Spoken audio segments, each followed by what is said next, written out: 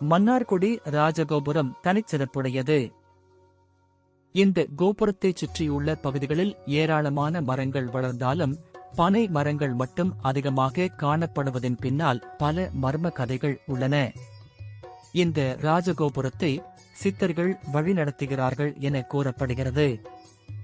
அதனால் ஒரு சித்தர் கோபுரத்தைச் சுற்றி பனை விதைகள் நடவு செய்து இங்கு பனை மரங்கள் மட்டுமே வளர வேண்டும் என கூறியதாக சொல்லப்படுகிறது. இதை அழிக்க முயன்றவர்கள் பலர் மர்ம மரணங்களை சந்தித்ததாகவும் கூறப்படுகிறது.